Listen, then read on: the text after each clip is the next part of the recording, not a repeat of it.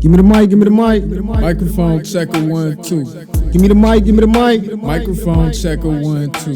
Give me the mic, give me the mic. Microphone checker 1 2. Give me the mic. Give me the mic. You got it. I want to thank you guys for coming today for this Mic Talk journey. We're here as a community to serve our people. Most importantly, guest speaker Dr. Berhe is here with us.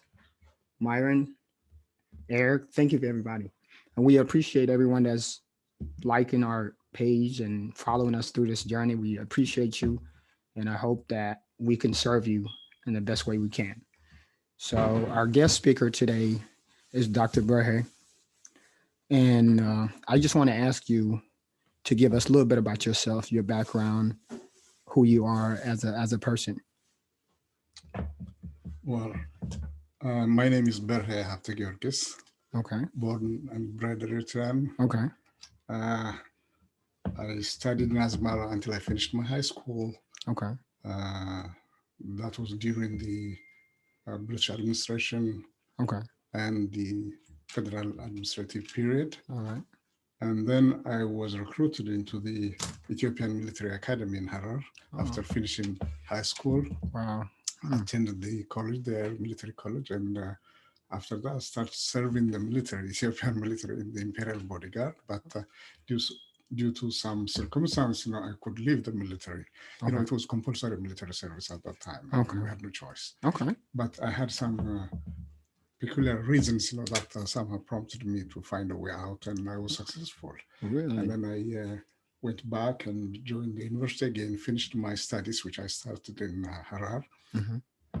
Graduated from there, went to the US for graduate school, came back, and then started working with the Ethiopian government in different capacities. And when the Derg came, I was working in my field, which is management, organization, and management of industries and trade and all that. Okay.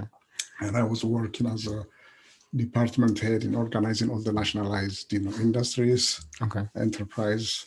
And after that, I also became a Secretary General of the Ethiopian Chamber of Commerce. Wow.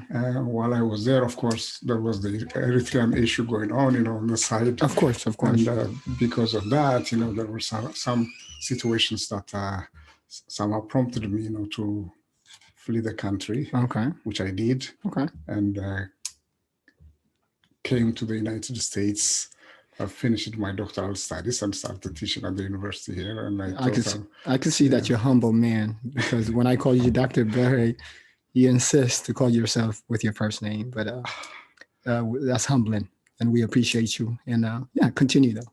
Yeah, and I came here, after serving 25 years as a university professor. I retired, and I'm enjoying my retirement life. But I had a unique pleasure, of going to the field in Eritrea during the armed struggle a couple of times and visit my people there fighting and doing the impossible thing. Mm-hmm. That was probably one of the greatest lessons I have learned in life, to appreciate what people could do. Exactly. And even now, when I look at events around me, such as, what's going on in Ethiopia right now, yes, I try to bring memories of those old days and try to relate things, with our own, historical experience. Okay. It's a unique opportunity. It is. So I have seen it all.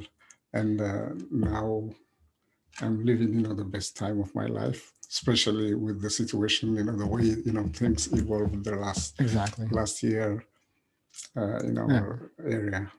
So, not to cut you off, but our main thing is we want to know, our identity, where we come from, who was considered Habesha at some point. Mm-hmm. When did the word Habesha actually was assigned to the Horn of Africa, and who was considered Habesha or Habesh, would you say?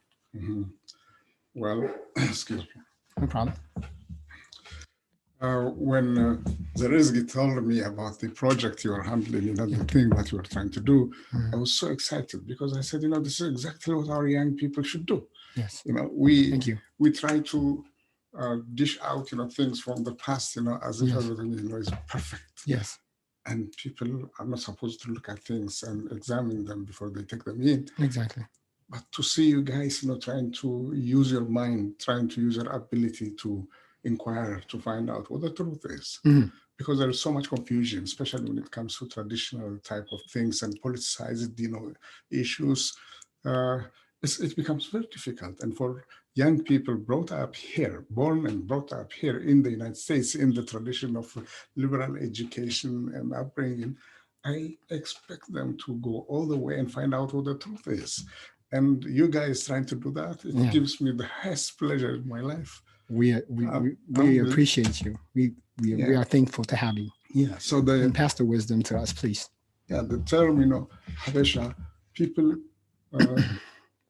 take it off, the context and try to use it for different purpose. Ethiopians try to use it to mean Amhara and Amhara culture. Okay. And with that comes, the fictitious, 3,000-year independence or country, Queen of Sheba, which is non-existent, yes. and things like that. And sometimes on the Eritrean side also, you see people saying Habesha means, Ethiopian. No, we're not Ethiopian. Exactly. Yeah, try to run away from it. Yes, yes. But we have to accept the facts, we have a common root. We have a common history. Yes. And we have evolved over the years. And now what happened over the last probably 100, 150 years, or probably even more, determines, the shape and fate of people in Africa and probably all over the world. Yes. Nation states have started forming. Colonialism came in. Empire states like Ethiopia. Ethiopia is an empire state. Yeah. Are collapsing or have collapsed. Ethiopia has been persisting and trying to transform itself from an empire state into a nation state. Yes. And that's what the problem, they're facing. But they try to use all the fictitious things, to prop themselves up. But we have to be a little bit careful and say, okay, we are Habesha. Habesha, means, people of a certain sociolinguistic, group. Okay. A Semitic type. Okay. Mixed, of course, not only Semitic, but mixed. Okay. And that's the group around which evolved or which grew up around the area of the Red Sea coast, slightly going into the interior after a while, through Aksum. We belong to the pre-Aksumite civilization. Really? The Aduli civilization is pre-Aksumite. Okay. It has been there probably for thousands of years. So the Aksum kingdom. Yes. Okay. The Aksumite kingdom was only about 500 years old. It's lasted for only about 500 years. Okay. From 300 to 800 something. Okay. Yeah. But before the Aksumite kingdom was Adulis. Okay. And that's the pre-Aksumite civilization. Adulis, Aksum, if you look at the map, is at the periphery of this kingdom. The Adulis civilization kingdom is at the periphery. It was not even the center. Okay. But the influence of this conglomerate started expanding inwards, and Aksum became more of a center because there was a lot of trade going on with the center and the Nile Valley and all that. Okay. And that's how Aksum became, very significant, very important. It had a lot of impact, and it was there when Christianity was adopted as a religion in this country. In Eritrea. In our area, about 300, AD. Okay. That's when. That's a long time ago. No. Yeah, so that's when Aksum became, important, but it started running into conflict with the Meroe and the Islamic, development. Okay. Islam came to the world, to our region especially. Okay. And Islam was the first place where it was accepted, was actually I say from what I know about the Sahaba, I say it's on the Red Sea coast, Massawa area, and we have the mosque and all that. And Ethiopians say it's in Woro, in Tigray. It doesn't make that much difference, but the most important thing is we are also pre-Islam and people over there. Okay. But we have two significant groups of people there: Tigrinya speaking and Amharic speaking. Okay. And these people are called Habesha. So Both of them are Habeshas. Was it at some point, was it assigned to only certain groups? Was it to everybody, Ethiopian Eritreans, or was it only to the Amaras? Because you hear different stories. I talk to Ethiopians, and Ethiopians think that Habesha belongs to Amhara. It belongs to them. like some of my coworkers who are Oromo, they say they're not Habesha because they are Kushite, they're not Semitic, or whatever the case may be. And it's also Arabic from the research that we've done, me and Myron, that is the Arabic term. It came from the word Habesh. Before that, it was Abush, so the meaning change or periodically, right? Yeah. So if that's when did the Habesha was adopted in Eritrea, would you say? It's very difficult to tell, Okay. but it has been there, for ages and ages and ages. But both people use the term, Habesha. Among each other. Yeah, even from outside, when we refer to ourselves in Eritrea during the British administration when I was growing up, yes, there was a certain quarter in Asmara called the Habesha zone, mm-hmm. and there was a certain quarter called the Thailand zone. Wow. Habesha zone. Okay. Gazavanda Habesha. Yeah, I know Gazavanda. I've been back home. Yeah. Yeah, Gazavanda Tilan, Gazavanda. Kran Habesha, Kran Tilan. Habesha, Magbiferenji, whatever it is. Okay. Whatever it migrated from. Yeah. What it meant was, all the tradition, culture, and everything, even ethnicity of the people. Okay. The Habesha to the Eritrean meant, Eritrean and Ethiopians also, who are, Amharic speaking, they're Habesha. Okay. The Amharas that try to convolute, this term and try to give it that empirical or empire type of dominance, yes, and try to make it sound, that it refers only to Amharas. They're wrong. Okay. No, that's wrong. Okay. It's like the term Arabic, Arab. Yeah. The Arab refers to the Yemenis, it refers to the Saudis, and probably Syrians and others also. Okay. Would you say it's a culture, or do you think it's a culture, or do you think it's ethnicity? Ethnicity and culture, both, they go together. Both together, hand to hand. Yeah. Okay. But it also refers to whatever they do, whatever they produce, clothing, food, anything. Because not everybody is Habesha, right? In Ethiopia, in Eritrea. So what makes those people different, or how do you differentiate between who's Habesha, who's not? That is a very sensitive area. Okay. In a very narrow definition, it is to refer to, the way I understand, to Christian, Tigrinya-speaking Christians. Okay. But Muslims also who are from the highlands, speaking Tigrinya, but follow the Jabertis are Tigrinya, but they consider themselves. But there are other arguments, coming. Okay. So I don't want to get into. No. This is just strictly about Habesha. To me, as a person, it refers, to both Christians, Muslims, any religion, Catholic, Protestant, no matter what, as long as they come from that same ethnic group, ethnic background. Okay. The Christian Highlander, the Kabasai, that's the Habesha. Okay. That's the way I understand it. So a little bit of research we've done through Google and things like that, me and Myron. What did we say? Based on Google, what do we have? Like, what information have we gathered that supports? From a few articles I've seen, Habesha has been referred to as mixed people, kind of like, I guess, mixed race. And also, I seen one article that said incense gatherer. So that kind of I think ties in what you said about the trade that was going on in the area pre-Aksum era. Well, the origin of the word, I haven't been able to pinpoint, the origin of the word, but it's much beyond the Habesha mix. It is. That concept is a little bit. I always hear that, Habesh means, mix it up. It's beyond that. It's beyond that. It has a lot of, matter of fact, it has a lot of negative connotation. When I interview my Arab friends from different area, they all have their own meaning, but it's meaningless to me, meaning the word didn't have nothing good, but negative. Just like the color black, it has negative connotation that goes along with it. Everything is associated to, death and funeral when you wear black, and even in Eritrea, right? When we celebrate in something positive, we wear white, all whites, right?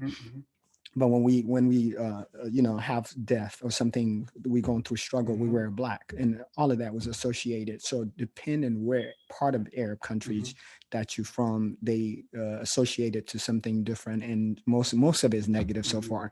So our question was, should we continue to use the word Habesha, or should we stop using it? Because if the negative meaning that's attached to it, it has negative impact on us, why should we continue to use it? I don't know. I never felt, there was any negative, meaning attached to it. Exactly. I'm not familiar with how the Arabs use it. Yes. Use that term. Yes. But to me, it's a term that has been there, irrespective of what we do now. Yes. And it's going to continue. Yeah, continue, and it will be part of that history. Yes. If there's anything negative associated with it, Yes. then we should be able to identify those negative things. Yes. And try to fight them or eliminate them. Exactly. Or stop using them. That word, exactly. Yeah, if there is anything negative. But personally, it could be due to my background. I grew up talking about Habesha as something, mine, You embraced it. You embraced it. From the Ferengi. Exactly. Ferengi Habesha. Yeah. The Arab, Ferengi, Habesha, Sudan. Those are the ways of classifying. Would you say is more associated to race? Because the way we look, when you look at not all Ethiopians look like us, right? Not all Eritreans look like us. So when you talk to, let's say, for example, the Kunamas or the Bentus, we don't normally know how to identify them. We assume that they're either African American or they're Africans, either like from West Africa, right? We associate that. And then also in our homes, we basically say those Africans. Sometimes we forget we Africans, but among each other, we know where we located. We're not ignorant, but when it's just a way of speech, the way we talk is a culture to say those Black people, if they don't look like us, if they don't look like the Amaras, they don't look like the Tigrinya speakers, we basically assume even some Somalians look like us and some Habeshans look like Somalians. So what do you think that is? My hunch is, the use of this term is going to fade away. Yes. In fact, it's doing that now. Yes. You don't hear much about it. As I told you, in the past, it was even names of places where, identified as Habesha, Safar, Gazamanda, this and that. The past 30 years, I don't mean to interrupt you, in Eritrea, I remember, when a lot of Eritreans were diehard Eritrean who supported their government during the struggle, the past 20 years, there were a movement to that. We shouldn't use the word Habesha. Remember that we were trying to get away from that.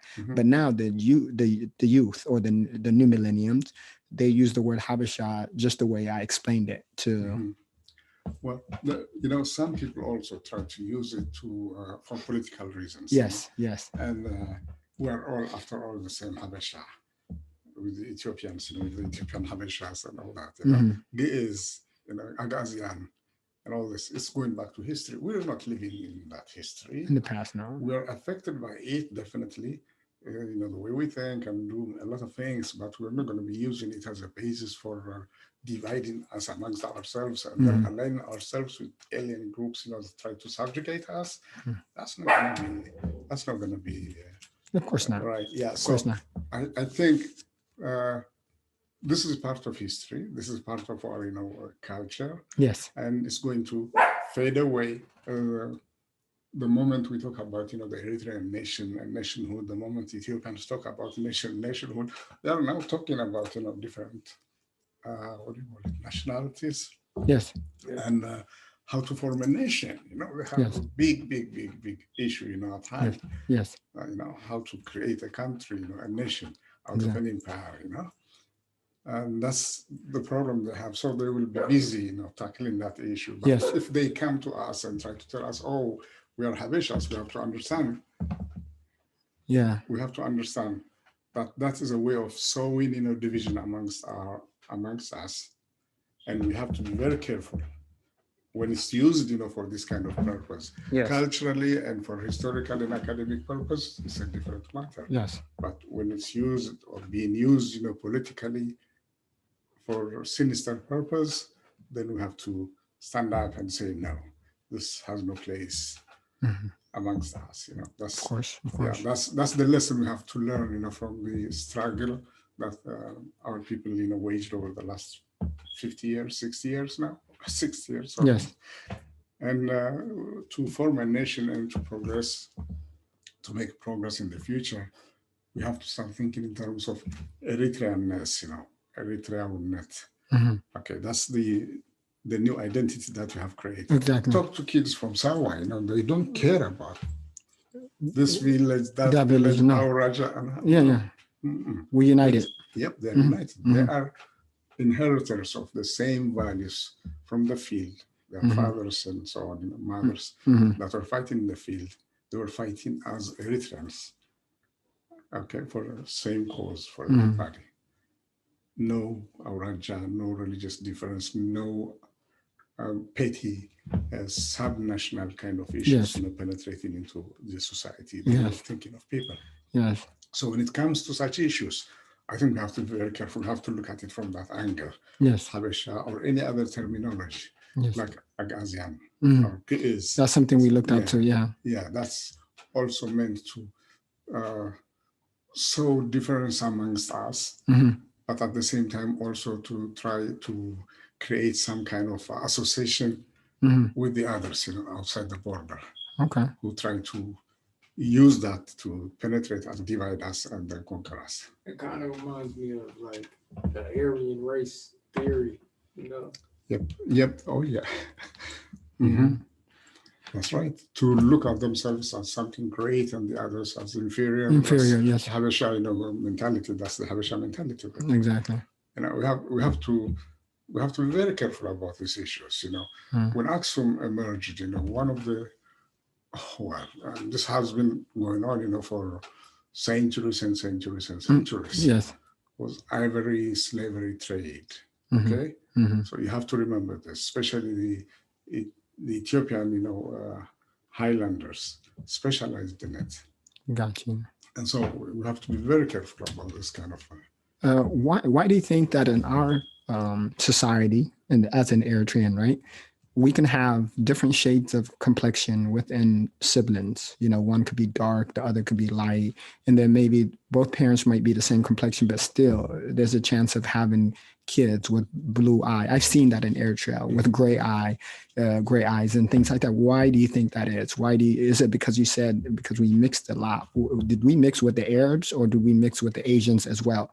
Because I feel like we have this features that really that stands out from the rest of the other Africans and within the continent.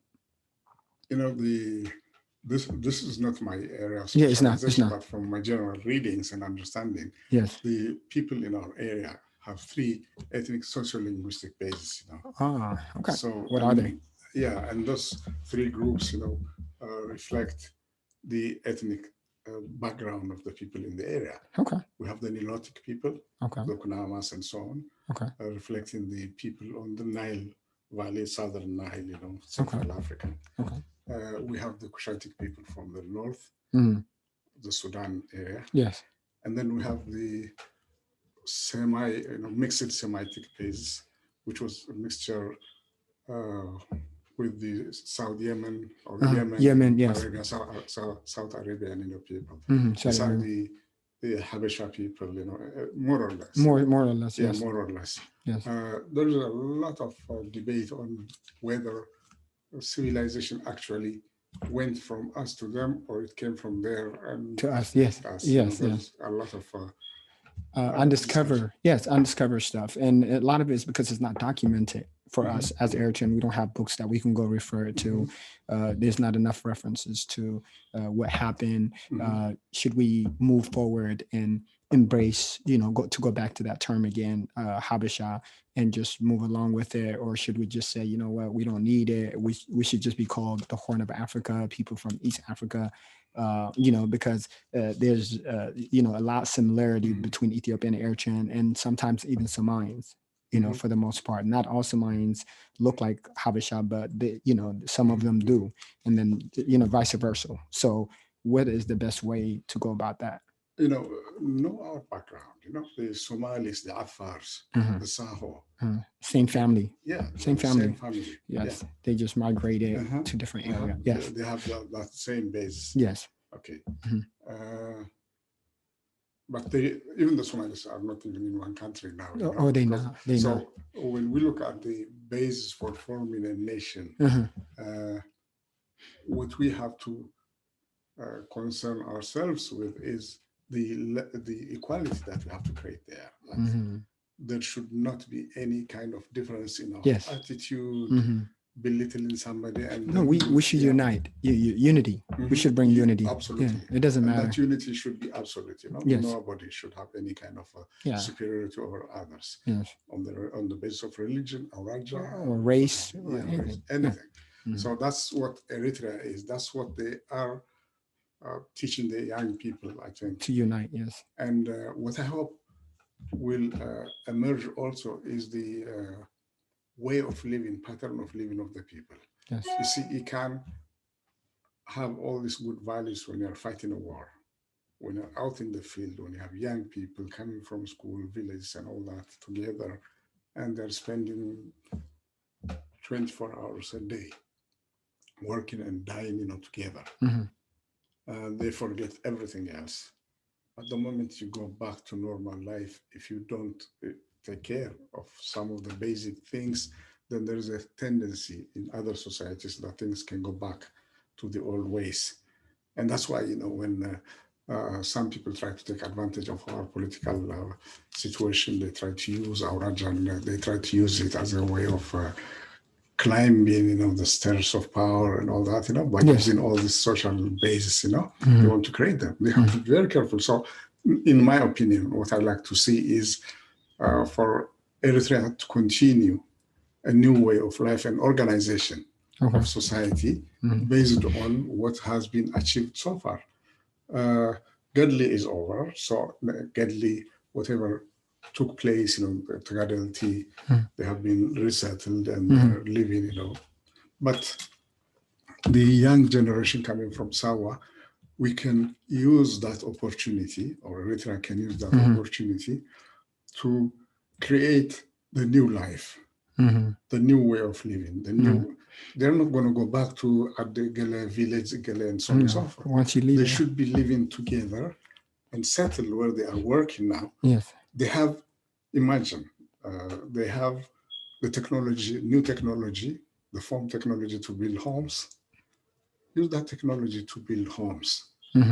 Use that technology to build towns and cities and settlements, Yes. The same way the Israelis, I know a lot of people don't want to see that association. Yes. But kibbutz, the kibbutzim or kibbutz was a settlement. The Israelis used to settle people who were coming into the country from outside, from abroad, Yes. So, yeah, they created those kibbutz.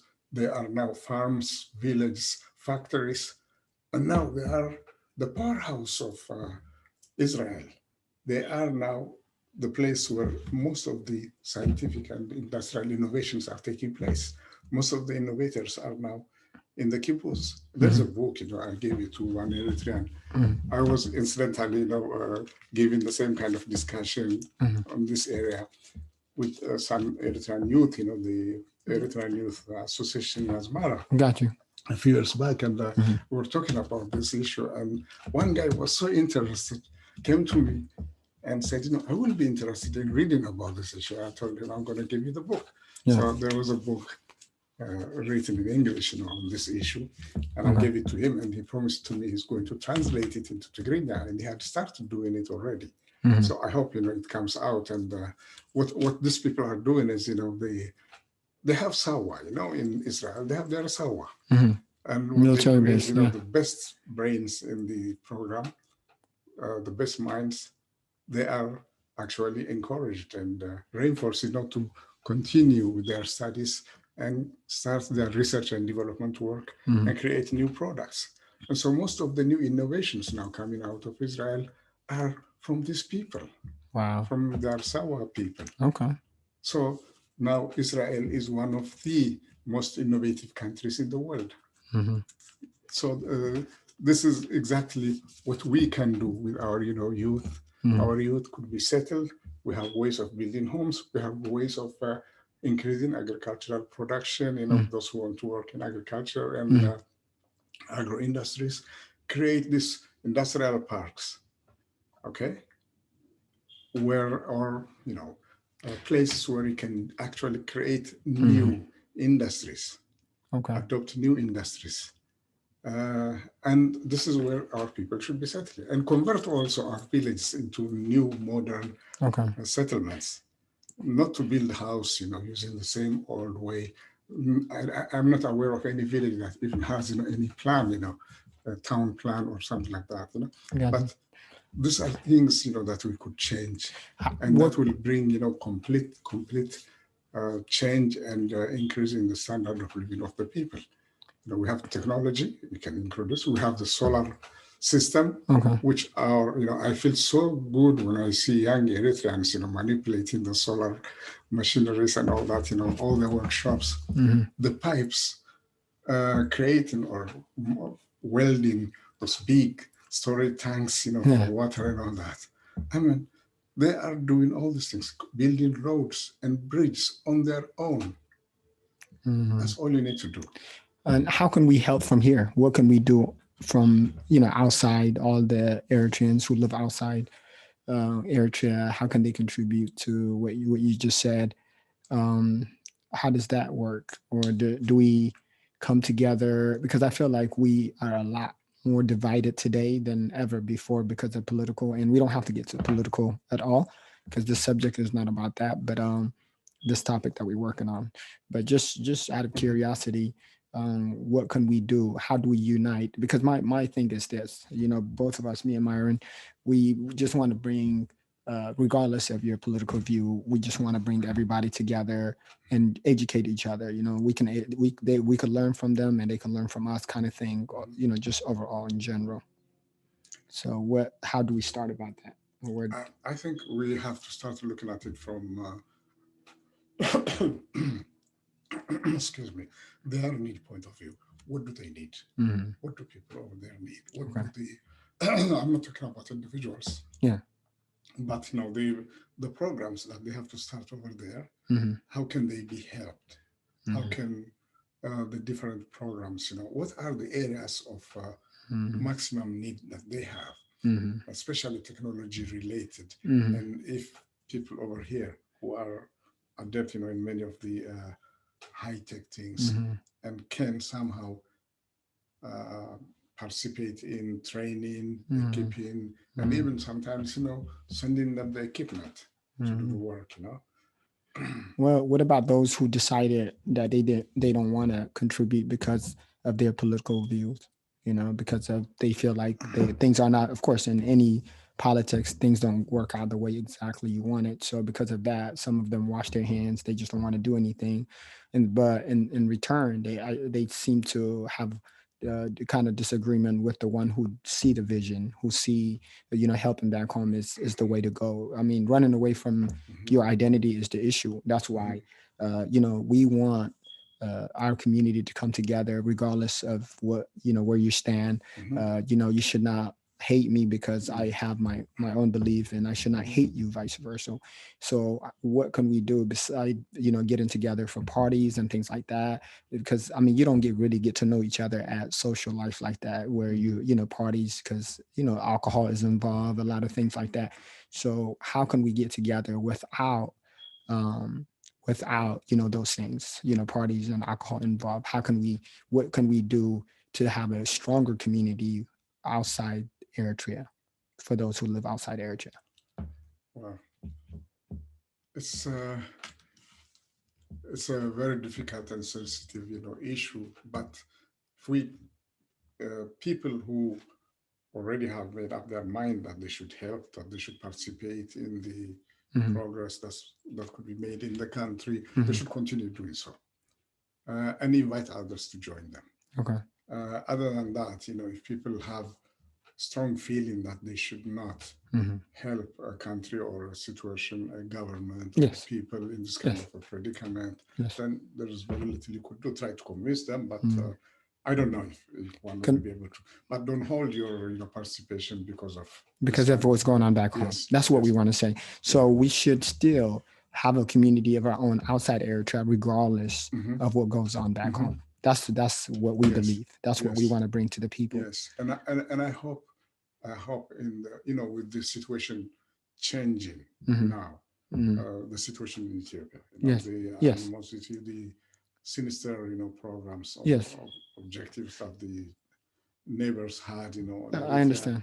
Yeah, with that being resolved, I feel it's being resolved to a large extent. Okay. I also expect the government to come out with probably, I don't know what the policy is, but a more lenient or inviting kind of approach to everybody. I hope so foreign too. countries, Yeah, we are.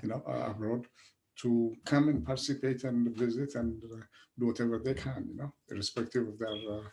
And I hope, one day also we'll be able to have elections, and people with different political opinions should be able to participate in the election and absolutely feel their, participants in the election process. I hope we will be able to do that. So that shouldn't hold us from associating with each other. Exactly the right thing, for the country. It's a different matter to have one political opinion, but it's a different matter to say, oh, I don't participate in that country's. They can do so, but it's best not to, is what you said. Yes. Okay, Myron, do you have any more questions for Dr. Berhe? Man, going back to when you were speaking about a duelist, what do you know about that? Buildings? No, I guess the region or the settlement, the ancient civilization. Settlement of Adulis. I remember they had a soccer team called Adulis. Adulis, yeah. Well, learning something new. That was a name that people, actually resuscitated. It was almost forgotten. We didn't know what Adulis was, when we heard it the first time. But then they said Adulis is the ancient port city. That's how I came to know about it when I was young, because of the team Adulis, the football team. So that was the beginning. It created an awareness. And then after that, came the idea that, we are a people with a culture. Prior to that, people would talk about Aksum. They would talk about Gondar and all the other Lalibela and all those places. And they would treat the Eritreans as if we had no history, we had no background. But we were the precursors of all the civilizations, all of them. And so that's, it's very important that we follow up all the research that's been done. There is a lot of discovery, made in the area. As a matter of fact, people are now saying that the most ancient, human or some human kind of a skeletal remains were discovered in, Lucy.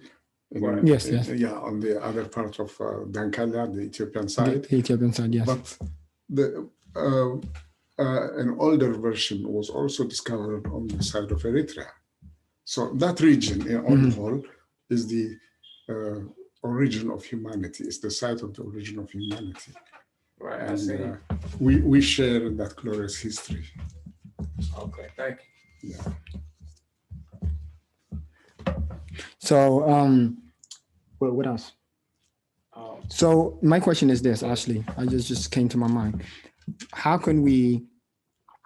Do you think that would you recommend that we investigate more to find this term that we talked about, the Habesha, or do you think that we shouldn't dig in and, like you said, because you gave your inputs already on that the past is the past, and it's about what it is now. So what do you think? Should we dig in more? Would that be valuable, having more people participate? Because we invited, a lot of people to join us. Some of them couldn't join us today for whatever reason, but what do you recommend on that? My recommendation is, what you have started is good. Okay. But you have to give it a foundation. You have to give it a base. Gotcha. Get organized. Yes. Bring more people in the area. Yes. In terms of academic discipline. Yes. There are many people all over the world.